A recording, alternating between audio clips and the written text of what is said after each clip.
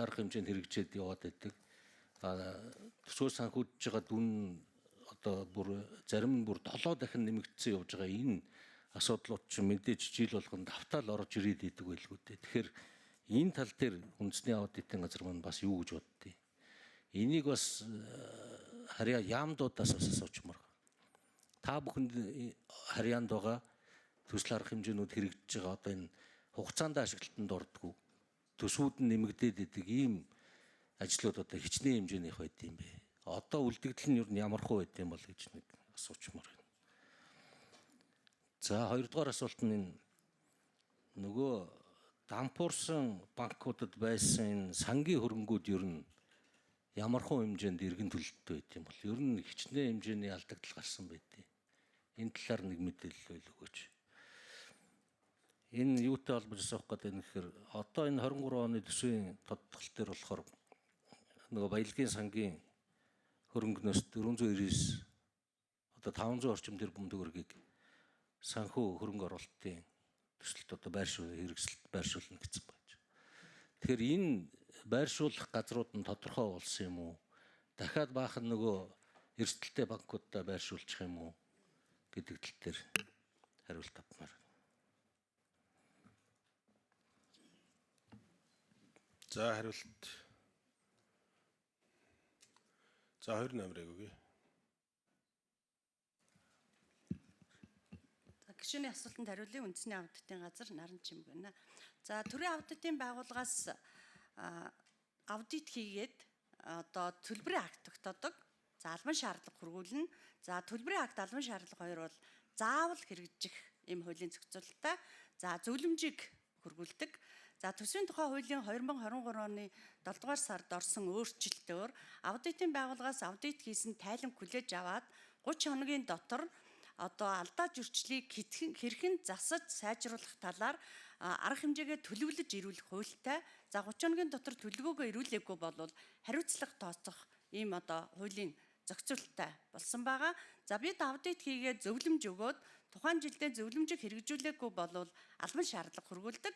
За албан шаардлагыг хэрэгжүүлээгүй бол хариуцлага тооцох албан шаардлагыг тухайн одоо хариуцсан албан тушаалтны хариуцлага тооцох нэр заасан ийм албан шаардлагыг хургуулдаг ийм хуулийн зохицуулалттай байгаа. За аудитын байгууллагаас өгсөн зөвлөмж албан шаардлага төлбөрийн актыг бид одоо жил бүр өөрсдөө давтан аудит хийж хяндаг. За энэ дээр одоо тусгайлан одоо аудитын тайлан гаргаж бүх одоо төсөв захирагч нарт энэ одоо акт албан шаардлагын хэрэгжилтийн талаар бас дүгнэлтээ одоо хургуулдаг байгаа. За аудитын байгууллагаас удаа дараа өгж байгаа нэг зөвлөмж байнгын хороодод өгж байгаа зөвлөмж юу байна вэ гэхээр зэрэг хариуцсан байнгын хороод нь төсвийн ерөнхийлөгчийн захирагчдынхаа аудит хийсэн тайлангуудыг за мөн аудитын байгууллагаас өгсөн зөвлөмж тогтоосон төлбөрийн акт албан шаардлагын хэрэгжилтийг хилцдэг байвал энэ бол бас зүй зохистой аудитын одоо үр дүн гарах юмаа гэж ингэж үзэж энэ асуудлыг бол байнгын хороо болон улсын хурлд жил бүр бид одоо тайлангаараа зөвлөж байгаа. Монгол Улсын ерөнхий аудитор одоо зөвлөх хэрэгтэй учраас энэ асуудлыг одоо зөвлөж байгаа гэсэн ийм одоо хариулт байна. Эдийн засгийн хөгжлийн яам, сангийн яам хоёр хариулна шүү дээ. Сангийн яам 3 номер.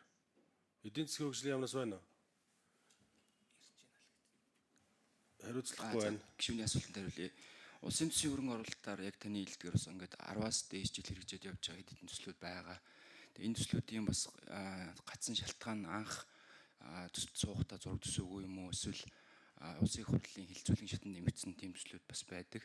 Тэгээ яг энэ гарсныхын дараа зураг төсөн төсвөр батлагдсны дараа зураг төсөв хийгдээд ингээд явах үед төсөв төртгөн нэмэгдэх ийм тохиолдол гардаг. За тэгээ энэ жилийн хуулийн дээр бид нэр энэ 24 оны төсвийн хуулинд анх удаа төсвийн 2 дугаар хавцалтан дээр тухайн төслийнх нь анхны төсвөрт өртөг гэдэг багныг оруулсан байгаа. Яагаад тэгэхээр энэ төсөл маань анх хэдэн дөрөөр батлагдаад одоо 24 онд хэд болсон байгаа юм бэ гэдгийг олон нийтэд нээлттэй ээлдээд харуулах үүднээс бид нар оруулсан.